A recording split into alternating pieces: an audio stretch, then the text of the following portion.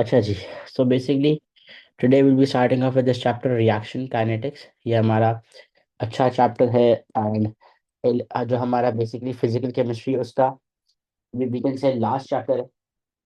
ठीक है, इतना बड़ा नहीं है। इंशाल्लाह हमारा जो फ्राइडे वाला लेसन है विच इज प्रेजेंटली टुमारो, तो कल के लेसन तक इंशाल्लाह ये चैप्टर कंप्लीट हो जाएगा। सो या जल्दी से इसको स्टार्ट करते हैं। This is reaction kinetics. सबसे पहले अगर हम बात करते हैं वर्ड काइनेटिक्स की, मेरी आवाज़ सबको सही आ रही है ना? Yes, sir. जो ये वर्ड है ना काइनेटिक्स, काइनेटिक्स का मतलब होता है कि study of reaction rates and related factors. मतलब कि जब आप रेट ऑफ रिएक्शन के बारे में और उससे रिलेटेड जो तमाम फैक्टर्स हैं उन सब के बारे में जब पढ़ेंगे, तो वो पोर्शन आपके पास क्या कहलाएगा? काइनेटिक्स का कहलाएगा। ठीक है, तो हम या किनेटिक्स का कहलाएगा। तो हम बेसिकली जो ये किनेटिक्स वाला पार्ट है ये ए इसमें भी है और हमारे पास आगे A2 के अंदर भी है। तो रिएक्शन काइनेटिक्स के अंदर हम तमाम उन चीज़ों के बारे में पढ़ेंगे जिसके अंदर हाँ रिएक्शन या रेट ऑफ रिएक्शन की सारी बातें होंगी और उससे रिलेटेड जितने भी फैक्टर्स हैं उन सबको देखेंगे। सबसे पहले बात करते हैं कि सर रेट ऑफ रिएक्शन होता क्या है। देखो आसान अल्फाज में अगर मैं बात करूँ ना, तो रेट का मतलब होता है स्पीड। स्टडी लिख दिया मैंने माशाल्लाह, स्पीड होता है। रेट का मतलब होता है स्पीड।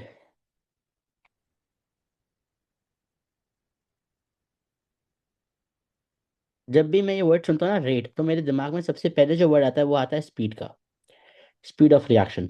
तो बेसिकली जब भी आप रेट ऑफ रिएक्शन की बात करेंगे आप ये कहेंगे कि देखें सर, हमारे पास कितना चेंज इन कॉन्सेंट्रेशन आया ऑफ रिएक्टेंट्स और प्रोडक्ट पर यूनिट टाइम। ठीक है, जब मैं ऑफ कोर्स जब मैं सर ए प्लस बी को रिएक्ट करूंगा which are my reactants right. जब मैं ए प्लस बी को रिएक्ट करके सी प्लस डी को फॉर्म करूंगा, तो मेरे जो है ना रिएक्टेंट्स बेसिकली कन्वर्ट होंगे प्रोडक्ट्स के अंदर राइट। तो यहाँ पे क्या हो रहा है कि मेरे रिएक्टेंट्स कन्वर्ट हो रहे हैं प्रोडक्ट के अंदर। तो जब मैं रिएक्टेंट से बेटा बेसिकली प्रोडक्ट के अंदर कन्वर्ट हो रहा होता हूँ, तो ऑफ कोर्स जाहिर सी बात है कि सर रिएक्टेंट्स की कॉन्सेंट्रेशन डिक्रीज होती है एंड प्रोडक्ट्स की कॉन्सेंट्रेशन इंक्रीज होती है राइट। तो जब मैं basically decrease in concentration of reactant को बेसिकली पर यूनिट टाइम, कि ठीक है सर एक सेकंड में, लेट से पर यूनिट टाइम से मेरा मतलब है एक सेकंड, एक सेकंड में कितना चेंज इन कॉन्सेंट्रेशन आया ऑफ रिएक्टेंट या एक सेकंड में कितना चेंज इन कॉन्सेंट्रेशन आया ऑफ प्रोडक्ट, जब मैं उसको देखता हूँ तो वो मेरे पास बेसिकली कहलाता है रेट ऑफ रिएक्शन। क्या कहलाता है? Rate of reaction. Rate of reaction कहलाता है। हम कहते हैं rate is basically change in concentration upon of reactants upon time. Square bracket का मतलब कॉन्सेंट्रेशन होता है। सिमिलरली जब हम रेट की यूनिट की बात करेंगे तो कॉन्सेंट्रेशन का बेसिकली यूनिट होता है mole dot D M minus three. Time होता है सेकेंड्स। सो ये basically mole dot D M minus three dot second minus one हो जाता है। तो what is rate? Rate is basically change in concentration upon time, moles dot D M minus three dot second minus one. तो जब आप change in concentration upon time को देखेंगे, तो बेसिकली वो आपके पास क्या कहलाएगा? रेट कहलाएगा। चाहे आप बेसिकली रिएक्टेंट के रिस्पेक्ट से बात करें या मैं प्रोडक्ट के रिस्पेक्ट से बात करूं। अब ये बात तो बहुत ऑब्वियस है कि सर रिएक्टेंट की कॉन्सेंट्रेशन डिक्रीज होगी, प्रोडक्ट की कॉन्सेंट्रेशन इंक्रीज होगी। So basically rate is rate आपके पास change in concentration of reactant upon time या प्रोडक्ट्स अपॉन टाइम को कहते हैं। ठीक है जी। अगर मैं बात करूं यहाँ पे दो ग्राफ्स है, इनको जरा देखते हैं। एक आपके पास रिएक्टेंट की कॉन्सेंट्रेशन अगेंस्ट टाइम का ग्राफ है और एक प्रोडक्ट की कॉन्सेंट्रेशन अगेंस्ट टाइम का ग्राफ है। अगर मैं इन दोनों ग्राफ्स को देखूं तो ये दोनों ग्राफ्स के पास डिक्रीजिंग ग्रेडियंट वाले ग्राफ्स बन रहे हैं। ये जो दोनों ग्राफ्स हैं इनको हम अपने ओ लेवल्स और आईजीसीएस में देख के आते हैं, लेकिन अभी फिर भी हम इनको प्रॉपर सही तरीके से दोबारा देखेंगे। ये ग्राफ में दो तीन पोर्शन मैंने मार्क करे हैं, portion one, portion two, portion three. अब मुझे बताएं, जो मैं पोर्शन वन की बात करूँ विच इज मैं पोर्शन ए, अगर आप इस पोर्शन को देखें तो इस पोर्शन में मेरे पास रेट ऑफ रिएक्शन क्या है, मतलब रेट ऑफ रिएक्शन कह रहा हूँ। चलो इस पोर्शन में ना बल्कि नहीं, सबसे पहले ऐसा कहता है बेसिक से देखते हैं कि ये कॉन्सेंट्रेशन अगेंस्ट टाइम का ग्राफ है। मैं अगर आपसे कहता हूँ कि बेटा मुझे इस ग्राफ का निकालना है ग्रेडियंट, तो आप बोलेंगे सर ग्रेडियंट बेसिकली होता है change in y over change in x. अब बेटा अगर आप यहाँ पे देखो तो चेंज इन वाई क्या है? Change in y basically change in concentration of reactants है और चेंज इन एक्स क्या है? बेसिकली टाइम है। तो इस ग्राफ का कॉन्सेंट्रेशन अगेंस्ट टाइम का जो ग्रेडियंट होगा ना बेसिकली वो change in concentration of reactants upon time मतलब कि रेट के बराबर होगा। इससे मुझे ये बात समझ आ रही है कि सर कभी भी मुझे कॉन्सेंट्रेशन अगेंस्ट टाइम का ग्राफ नजर आएगा तो उसका जो ग्रेडियंट होगा वो रेट के बराबर होगा। बिकॉज देखें सर, आपके पास रेट होता है change in y over change in x, तो यहाँ पे वाई एक्सिस पे कॉन्सेंट्रेशन ऑफ रिएक्टेंट है, एक्स एक्सिस पे टाइम है। तो जब change in concentration of reactants upon times को जब मैं कंसिडर करूंगा तो वो मेरे पास क्या कहलाएगा? रेट ऑफ रिएक्शन कहलाएगा। ठीक है। तो अगेन चाहे आपके पास कभी भी, अब ये बात हम सबको याद हो जाएगी कि देखिए सर, जो कॉन्सेंट्रेशन अगेंस्ट टाइम का जो ग्राफ होगे, वो हमेशा उनका जो ग्रेडियंट होगा वो किसके बराबर होगा, रेट के बराबर होगा। मुझे बताएं यहाँ तक सबको बात समझ आ रही है, कोई टेंशन कोई परेशानी को मसला? Yes, sir. Hasan got it? जी सर। अच्छा जी, अगर इस ग्राफ को देखें तो इस ग्राफ का ये पहला पोर्शन, इसको मैं पोर्शन ए कह रहा हूँ, इसको मैं पोर्शन बी कह रहा हूँ, इसको मैं पोर्शन सी कह रहा हूँ। पोर्शन ए पे अगर आप देखें तो मैं पोर्शन ए को अगर देखूँ ना, तो पोर्शन ए मेरे पास सबसे ज्यादा स्टीपेस्ट पॉइंट है। अब देखेंगे ये जो स्टीपेस्ट पॉइंट या स्टीपर स्टीपर पार्ट कहलाता है। तो देखें जो स्टीपेस्ट ग्राफ होता है ना, स्टीपेस्ट का मतलब होता है जिसका ग्रेडियंट सबसे ज्यादा हो। ग्रेडियंट सबसे ज्यादा होने का मतलब है कि ये graph more towards y axis है। ठीक है, ये ग्राफ क्या है, मोर टूवर्ड्स वाई एक्सिस है। तो अगर मैं इस ग्राफ को देखूं, ये मेरा सबसे ज्यादा स्टीपेस्ट ग्राफ है और ये मोर टूवर्ड्स वाई एक्सिस है। इसका मतलब क्या है कि सर, ग्रेडियंट इस पॉइंट पर सबसे ज्यादा है। यहाँ पे आपके पास रेट मैक्सिमम है, ग्रेडियंट सबसे ज्यादा है, तो ग्रेडियंट बेसिकली रेट के बराबर ही है। तो जो शुरू का पॉइंट है उसमें आपके पास रेट ऑफ रिएक्शन सबसे ज्यादा है। अब सवाल ये है कि देखिए सर, शुरू वाले पॉइंट के अंदर रेट ऑफ रिएक्शन सबसे ज्यादा क्यों है? तो उसका बहुत बेसिक आंसर है कि देखो बेटा, जब रिएक्शन स्टार्ट हो रहा होता है ना, तो रिएक्टेंट की कॉन्सेंट्रेशन बहुत ज्यादा होती है। आपके पास रिएक्टेंट्स बहुत ज्यादा कॉन्सेंट्रेशन में होते हैं। तो स्टार्ट में रिएक्शन काफी जल्दी से हो रहा होता है, राइट। स्पीड ऑफ रिएक्शन बहुत ज्यादा होती है बिकॉज बैकअप में बहुत रिएक्टेंट्स है। तो शुरू वाले पोर्शन के अंदर आपके पास रेट ऑफ रिएक्शन मैक्सिमम था। बट जैसे जैसे मैं प्रोसीड कर रहा हूँ, मुझे बताएं उमर, एक छोटी सी बात, जैसे जैसे मैं प्रोसीड करूंगा, क्या रिएक्टेंट की कॉन्सेंट्रेशन कम हो जाएगी कि नहीं हो जाएगी, यस और नो? Yes. जब रिएक्टेंट की कॉन्सेंट्रेशन कम हो जाएगी तो मेरे पास बैकअप पे जब रिएक्टेंट्स कम है, तो देखें पहले जब रिएक्टेंट ज्यादा थे तो रिएक्शन जल्दी हो रहा था। अब जब रिएक्टेंट कम है तो रेट ऑफ रिएक्शन भी क्या हो जाएगा बेटा, कम हो जाएगा। अब देखें यहाँ पे आपके पास ग्राफ की स्टीपनेस कम हो रही है, इसका मतलब है कि रेट ऑफ रिएक्शन स्लोअर हो रहा है। होते होते होते एक पॉइंट आ गया ये वाला, जो पॉइंट सी है। पॉइंट सी में ग्राफ आपके पास ना पैरेलल टू एक्स एक्सिस हो गया। इसका क्या मतलब है कि अब आपके पास कॉन्सेंट्रेशन चेंज हो ही नहीं रही। इसका मतलब कि अब आपके पास रेट बेसिकली एक कांस्टेंट हो गया, अब मजीद रिएक्शन प्रोसीड नहीं करा। सो यहाँ पे आपके पास रेट मैक्सिमम था, फिर यहाँ आप कम होते होते होते एक ये वाला पोर्शन है जहाँ पे रेट कम है, और फिर यहाँ पे सबसे मिनिमम हो गया। मतलब कि अब आपके पास जो है रिएक्शन प्रोसीड कर ही नहीं रहा। तो again this is the graph of reactance against concentration. Please इसको देखिए, मुझे बताएं क्लियर है, फिर आगे चलते हैं।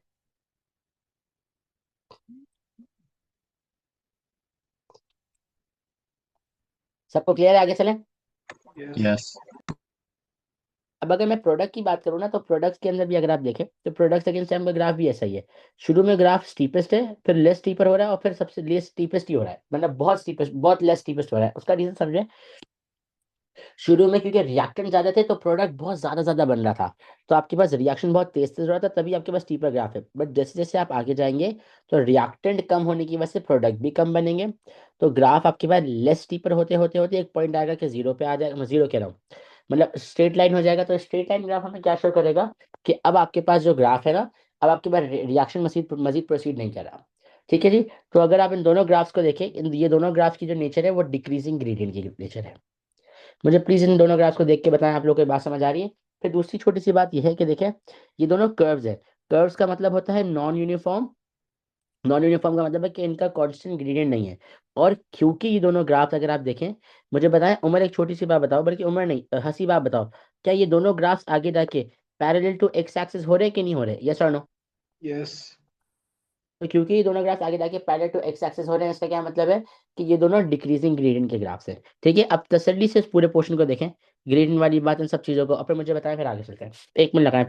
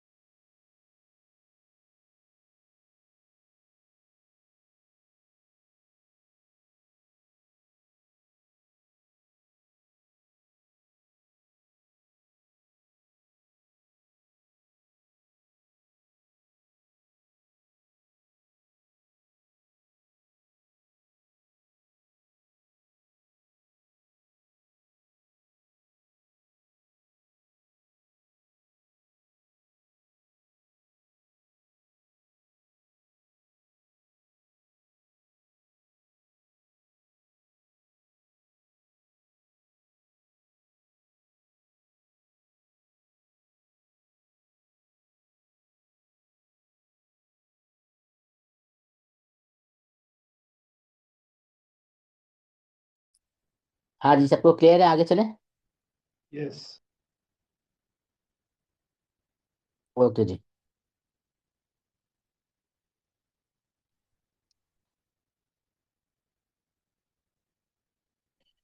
ओके, बाकी सबको भी क्लियर है, आगे चले। Yes sir. अच्छा जी।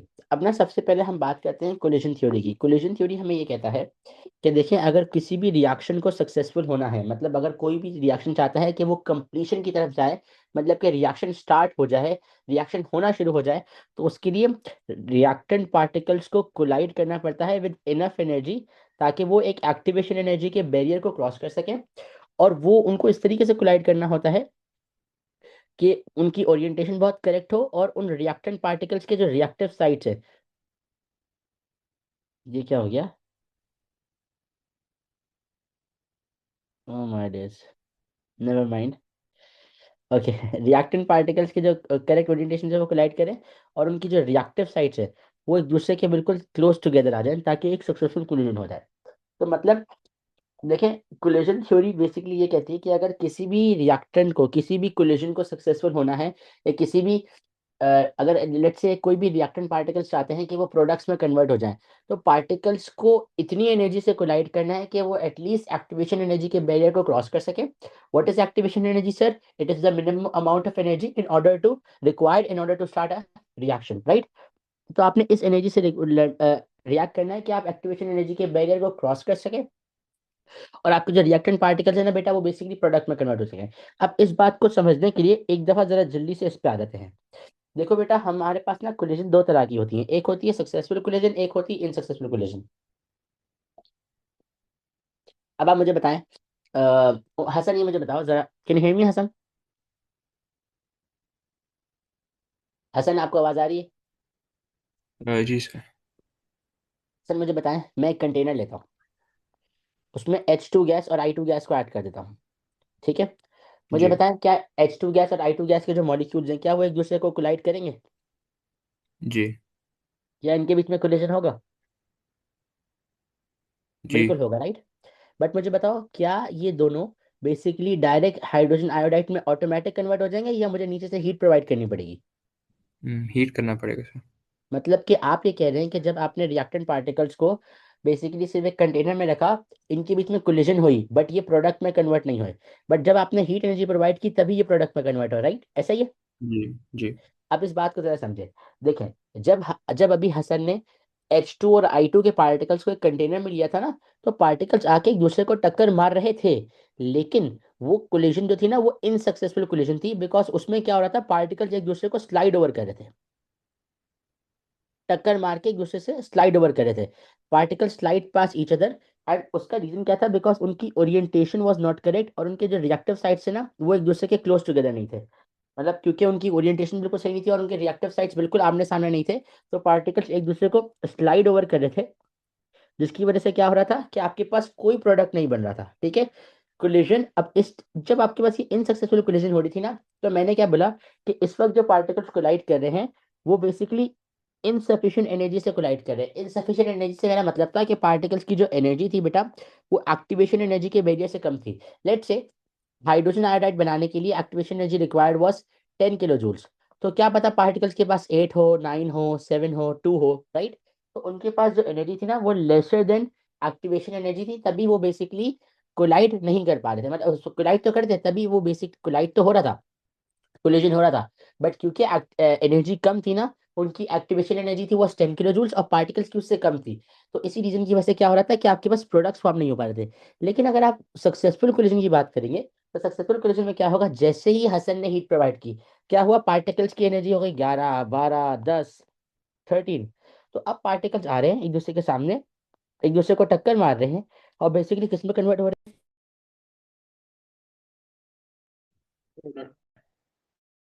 एक दूसरे को टक्कर मार रहे हैं और कन्वर्ट हो रहे हैं प्रोडक्ट्स के अंदर। ठीक है, एक सेकंड दीजिए।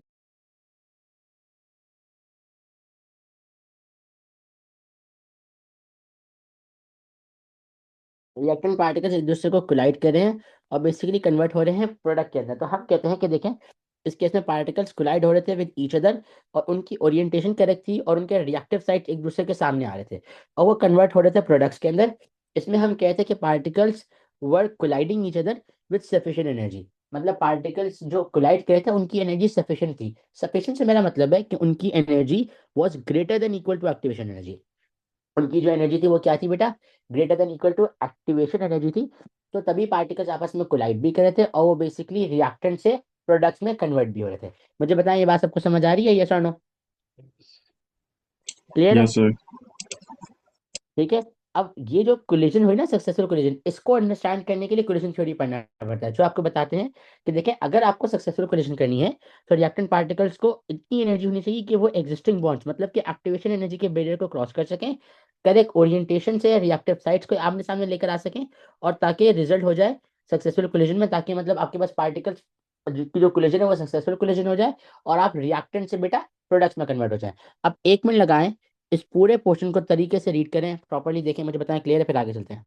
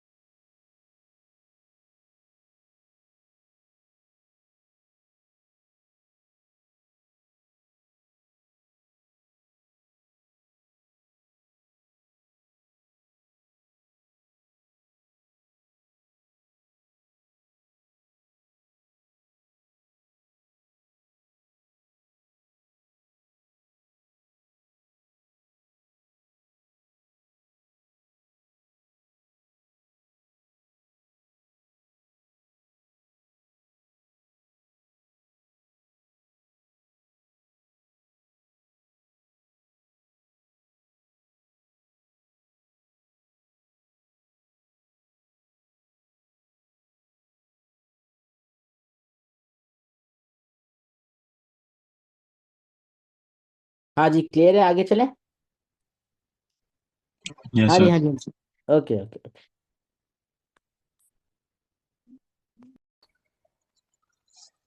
अच्छा जी, अब हम आ रहे हैं factors affecting rate of reaction. ये बहुत आसान पार्ट है। बेसिकली अगर मैं factors affecting rate of reaction की बात करूँ ना, तो बहुत बेसिक बेसिक चीज़ें हैं, जल्दी से उनको डिस्कस करते हैं।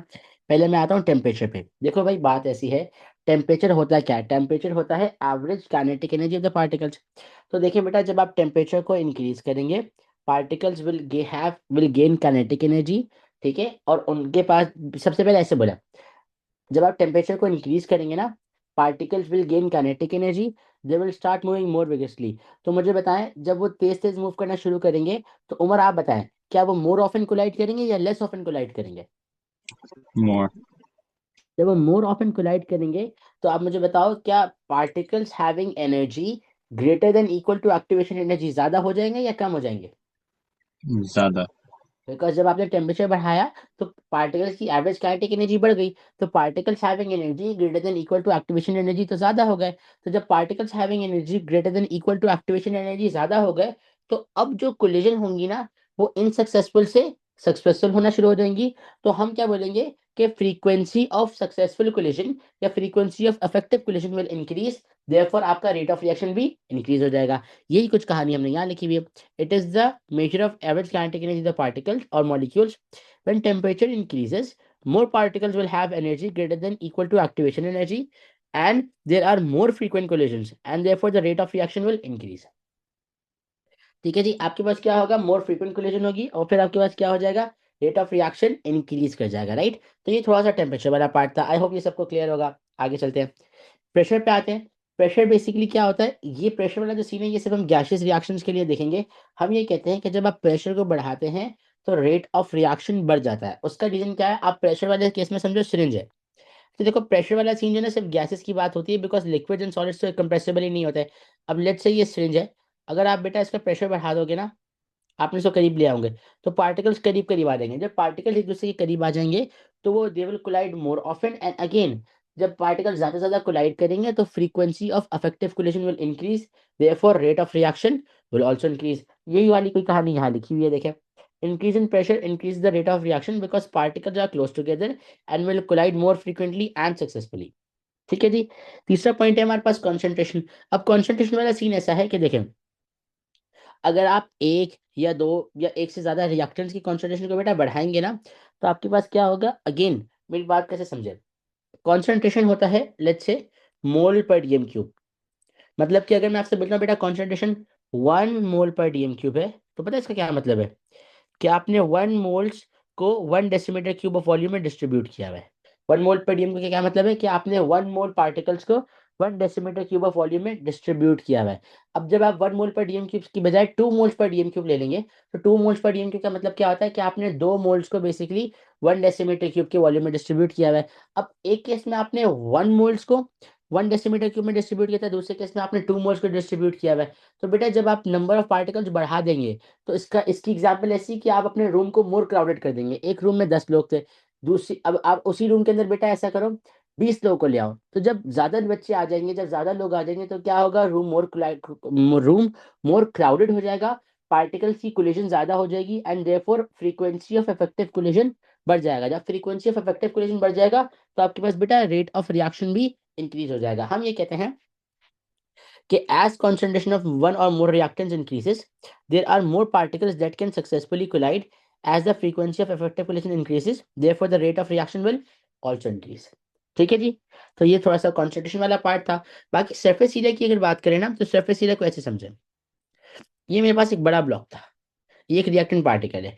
मैंने इसको ना 4 छोटे क्यूब्स में डिवाइड कर दिया। अगर आप जरा इसको गौर से देखें, तो एक क्यूब, जरा इस एरिया को देखना, ये एरिया, ये रहा, ये एरिया बेटा इसके बराबर आ रहा है, ये इसका देखें, एंड ये रीजन, एंड ये रीजन। तो आपके पास ना ये सारा कवर्ड एरिया है। अगर आप देखें तो ये मेरा बाहर वाला एरिया इस एरिया के बराबर है। तो जब आपने इस बड़े ब्लॉक को 4 क्यूब में डिवाइड किया ना, आपको पर स्मॉल क्यूब देखें 2 एक्स्ट्रा एरिया, 2 एक्स्ट्रा लाइंस मिल रही हैं।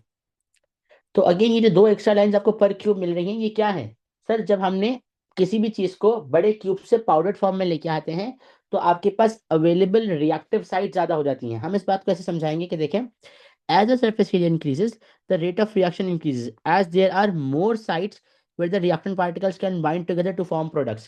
हमें ये बेटा एक्स्ट्रा एरिया मिला, ये एक्स्ट्रा रिएक्टिव साइट्स, राइट। तो जब मोर एरिया होगा for the reacting particles to bind together, तो आपके पास ज्यादा प्रोडक्ट्स फॉर्म होना शुरू हो जाएंगे। बिकॉज ऑफ कोर्स सर क्या होगा, कि जब आप किसी भी चीज को पाउडर्ड फॉर्म में ले आएंगे, तो आपके पास बेसिकली रेट ऑफ रिएक्शन बढ़ने के चांसेस बहुत ज्यादा हो जाएंगे। उसका रीजन क्या है, कि आपके पास अवेलेबल रिएक्टिव साइट ज्यादा हो जाएंगी। जिस तरह यहाँ लिखा हुआ है कि as surface area increases, the rate of reaction increases as there are more sites where the reacting particles can bind together to form products.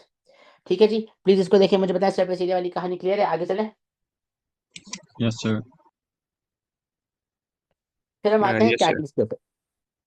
बिल्कुल बिल्कुल ठीक है जी। फिर हम आते हैं कैटलिस्ट के ऊपर। अब जरा कैटलिस्ट की बात समझें। ओ लेवल से आईजीसीएसई का जो स्टूडेंट होता है, उसको हम ये कहते हैं कि बेटा जो कैटलिस्ट है वो रिएक्शन में पार्टिसिपेट नहीं करता।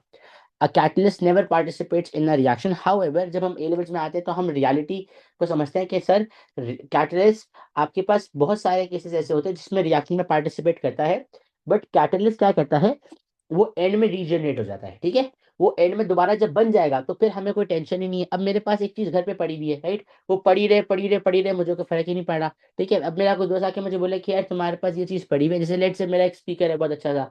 अब मेरा एक दोस्त है, उसने मुझे बोला मुझसे ये पड़ा हुआ है, मैंने बोला हाँ घर पे रखा हुआ है, वो लेके चले जाए 1 महीने बाद लाके मुझे दे दे, तो मुझे कोई फर्क नहीं पड़ेगा, बिकॉज वो मेरे मतलब मुझे कुछ कहीं नहीं था, यहाँ पे रखा हुआ था। हाँ अगर वो लेके चले जाए मुझे ला के ही ना दे, तो फिर तो मुश्किल कहानी हो जाएगी, जो अक्सर हो जाता है। लेकिन अगर इंसान का बच्चा हो मेरा दोस्त, और वो मेरा स्पीकर ले जाए और फिर मुझे ला के भी दे दे, तो मैं बोलूंगा ओके की रिपोर्ट है, कोई मसला ही नहीं है। यही सीन होता है कैटलिस्ट का। कैटलिस्ट कहता है कि मैं रिएक्शन में पार्टिसिपेट करूंगा, लेकिन एंड में मैं रीजनरेट हो जाऊंगा। जब एंड में मैं रीजनरेट हो जाऊंगा तो आपको मुझे रिप्लेस करने की जरूरत नहीं है। अब अगर मैं आपसे बोलूं कि बेटा जैसे लेट्स से रिएक्शन कराया, अब कैटलिस्ट जो है ना खत्म हो गया, तो ऐसा कभी भी हमें देखने को नहीं मिलेगा। उसका रीजन क्या है कि कैटलिस्ट अगर रिएक्शन के शुरू में इस्तेमाल होगा तो एंड में रीजनरेट हो जाएगा, तो उसको दोबारा खरीदने की या वो करने की कोई भी नीड नहीं है हमारे पास, राइट। तो एक तो ये छोटी सी बात है। फिर दूसरी बात ये है कि जब मैं बच्चों से पूछता हूँ कि बेटा मुझे ये बताएं कि कैटलिस्ट का क्या रोल होता है, तो बच्चे कहते हैं कि sir catalyst rate of reaction को डिक्रीज करता है। ठीक है, सॉरी नहीं, क्या my bad, catalyst rate of reaction को इंक्रीज करता है और एक्टिवेशन एनर्जी को डिक्रीज करता है, राइट। मुझे बताएं क्या ये स्टेटमेंट सही है कि कैटलिस्ट एक्टिवेशन एनर्जी को डिक्रीज करता है, यस और नो? यस। Yes. हसन सही है ये स्टेटमेंट तो कौन सी के?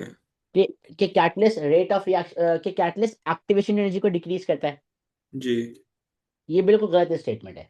उसका रीजन क्या है कि कैटलिस्ट कभी भी रेट ऑफ रिएक्शन को डिक्रीज नहीं करता।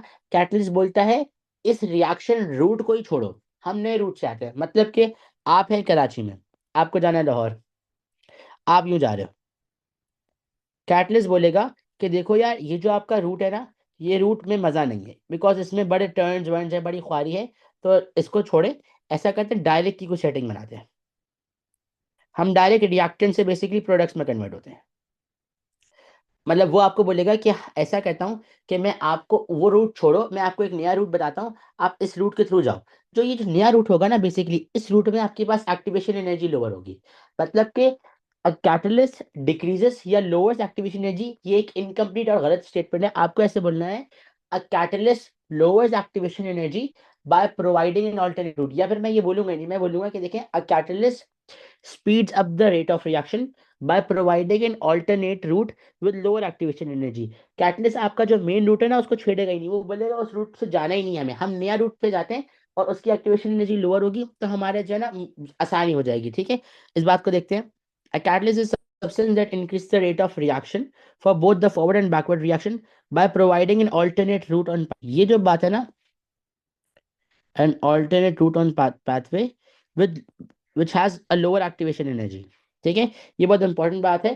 एंड इट रिमेन्स अनचेंज और इट इज रीजनरेटेड। मतलब कि कैटलिस्ट बेसिकली एक ऐसा सब्सटेंस है जो कि रेट ऑफ रिएक्शन को इंक्रीज करेगा for both forward and backward reaction. और ये बेसिकली एक आपको ऑल्टरनेट रूट या पाथवे देगा जिसकी लोअर एक्टिवेशन एनर्जी होगी, और ये रिएक्शन के एंड पे रीजनरेट हो जाएगा या फिर अनचेंज हो जाएगा। ठीक है जी, मुझे बताया कैटलिस्ट वाली कहानी और ऊपर वाली सारी कहानी क्लियर है, आगे चलो। Yes. लाइट जी। पे आते हैं। लाइट, हम कहते हैं लाइट बेसिकली क्या होता है, इट अफेक्ट्स फोटोकेमिकल रिएक्शन। अब सर फोटोकेमिकल रिएक्शन क्या होते हैं? देखो बेटा, फोटोकेमिकल रिएक्शन वो रिएक्शन होते हैं जिनमें हम लाइट एनर्जी को इस्तेमाल करते हैं टू प्रोवाइड एक्टिवेशन एनर्जी। बहुत सारे ऐसे रिएक्शन होते हैं जिसमें जो लाइट है ना वो बेसिकली एक्ट करती है एज एक्टिवेशन एनर्जी, जैसे कि फोटोसिंथेसिस, राइट। तो उनमें क्या होता है, जैसे कि फ्री रेडिकल सब्स्टिट्यूशन। ठीक है, तो उनमें क्या होता है कि अगर आप जैसे कि लेट से एक प्लांट में अपने रूम के अंदर, बेसिकली रूम के अंदर बल्ब के सामने उसको जो है ना ग्रोथ दूं, तो उसकी बात बहुत अलग होगी। अगर मैं उसी टाइम पे एक और प्लांट प्लांट जो है ना बाहर सन की रोशनी में रखूंगा, तो फिर वो प्लांट बहुत अच्छे से ग्रो करेगा, राइट। सो अगेन, जब आप किसी प्लांट को या किसी भी चीज को या किसी भी ऐसे रिएक्शन को जो कि बेसिकली इस्तेमाल करता है लाइट एनर्जी को या यूवी लाइट्स को एज एक्टिवेशन एनर्जी, तो उन उन रिएक्शंस को हम कहते हैं फोटोकेमिकल रिएक्शंस। तो वहां जब आप लाइट की इंटेंसिटी को बढ़ाएंगे तो रेट ऑफ रिएक्शन भी इंक्रीज कर जाएगा। ठीक है जी, मुझे बताएं ये बात सबको समझ आ रही है, यस और नो? Yes sir. क्लियर है? Yes. कोई टेंशन में परेशानी? अब 1 मिनट लगाएं, इस पूरे पार्ट को रीड करें, देख लें इसको प्लीज, फिर आगे चलते हैं।